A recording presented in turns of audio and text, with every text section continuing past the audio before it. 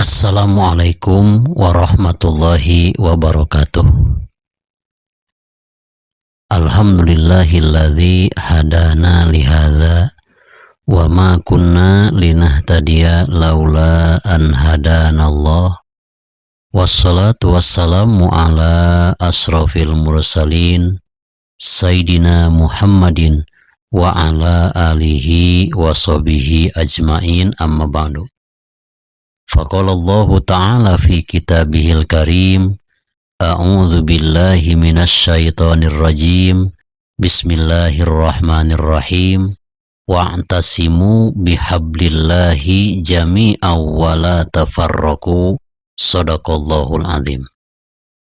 Selamat dipertemukan kembali di kajian kitab Qomi Ut-Tugyan yang ditulis oleh Syekh Muhammad Nawawi bin Umar. Tausiah kali ini akan membahas tentang cabang iman yang ke-50. Sabda beliau, amsik habibi ma alaihi jama'atun wa kum bi'adlin wan hama huwa ma samu. Cabang iman yang ke-50, at-tamassaku bima huwa alaihi jama'atun wa hum muslimun. Wajib bagi kita sekalian berpegang teguh, memegang agama Allah sampai akhir hayat. Islam jangan mudah ditukar dengan agama lain.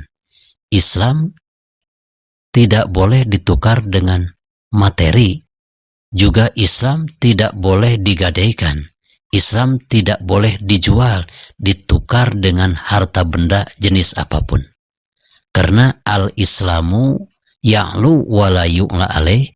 Islam adalah agung, yang mana keagungan Islam ini tidak akan terkalahkan. Untuk itu, Allah Subhanahu wa Ta'ala memerintahkan kepada kita sekalian agar memegang tetap agama Allah sampai akhir hayat, dan jangan sampai melepas agama Allah. Yang mana hal ini diabadikan oleh Allah Subhanahu wa Ta'ala dalam surat Ali Imran ayat ke-103. Wa'tasimu bihablillahi jami'an wa la tafarraqu. Berpegang teguhlah kalian semua memegang tali agama Allah, jangan bercerai-berai. Arti daripada bercerai-berai di sini, zaman sekarang banyak sekali orang yang mengaku Islam, yang menyebarkan agama Islam, tapi agama Islamnya itu abu-abu. Yang dimaksud dengan agama Islam, ajarannya yang abu-abu, adalah agama Islam yang menyesatkan agama Islam. Mengatasnamakan Islam, tapi ajarannya menyesatkan agama Islam. Banyak orang yang menyebarkan agama Islam, tapi mengaku sebagai Jibril, mengaku sebagai Nabi. Itu adalah aliran-aliran yang menyesatkan. Sahabat Sena Rahmatul Ummah yang saya cintai dan Allah muliakan, apabila seseorang telah keluar daripada agama Islam, maka boleh untuk dikeluarkan darahnya. Seandainya orang ini melakukan keluar daripada agama Islam, tinggal di negara yang menganut hukum syariat agama Islam. Kalau di Indonesia, banyak orang yang keluar daripada agama Islam, memeluk agama lain, tidak dieksekusi mati. Mengapa? Hukum Pancasila yang berlaku di Indonesia. Begitupun banyak juga orang Nasrani yang masuk Islam. Sabda baginda Nabi besar Muhammad SAW, la yahillu damu mri'in muslimin illa bi ihda salasin. Tidaklah halal mengeluarkan darah seorang muslim kecuali diperbolehkan apabila ada salah satu syarat yang 3. Yang pertama, as-saibuzani, seorang janda yang melakukan zina.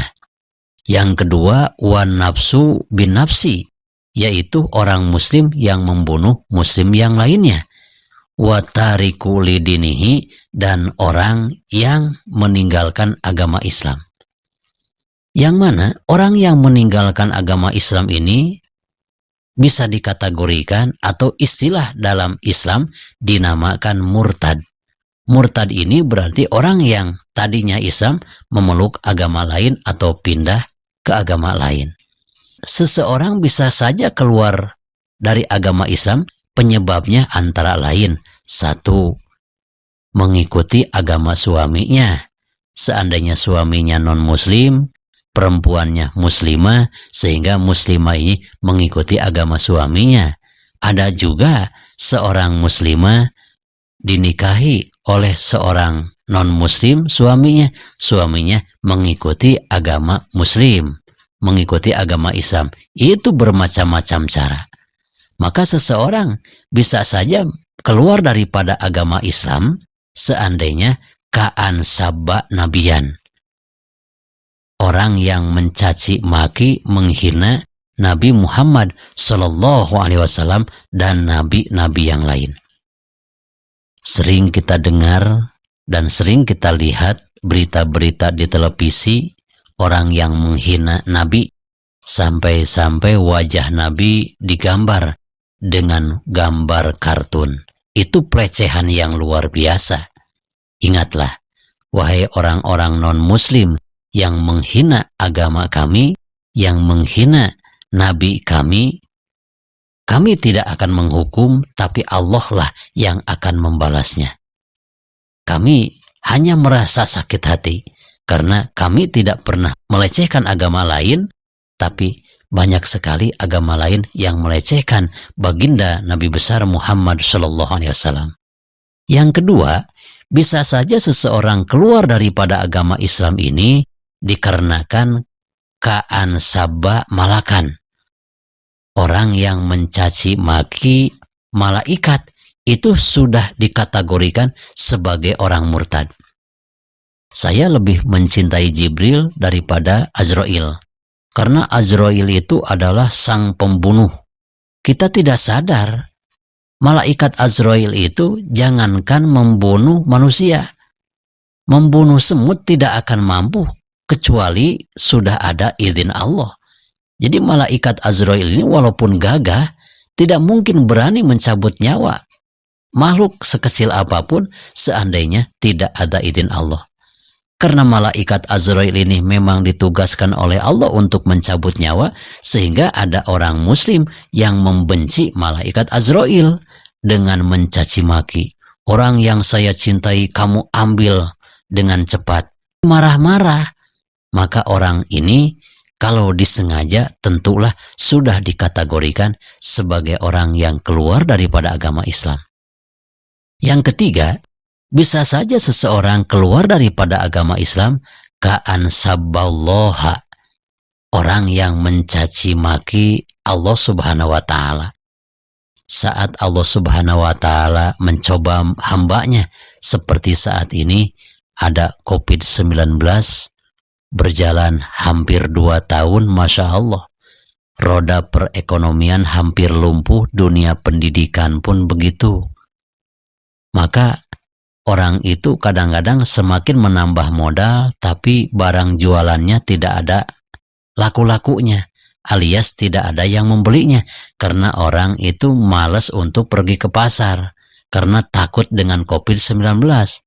Sedangkan orang ini dagang terus-terusan karena dituntut oleh kebutuhan. Ternyata dagangannya tidak laku-laku, sementara setoran harus ada. Sehingga mereka itu hidupnya tidak sabar sampai mencaci maki Allah Subhanahu wa Ta'ala. Mana keadilan Allah?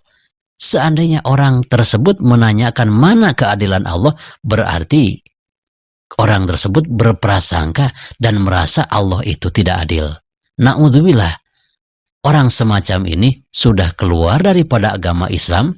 Seandainya mau kembali ke ajaran agama Islam, cepat-cepatlah mengucapkan 2 kalimat syahadat, asyhadu alla ilaha illallah wa asyhadu anna muhammadar rasulullah. Sahabat Sena Rahmatul Ummah yang saya cintai dan Allah muliakan, selamat dipertemukan kembali di tausiah berikutnya yang akan menjelaskan tentang siapa Islam Ahlus Sunnah wa Jamaah dan apa tanda-tanda Islam Ahlus Sunnah wa Jamaah. Hudma sofa wada ma kadar billahi fi sabilil haq Wassalamualaikum warahmatullahi wabarakatuh.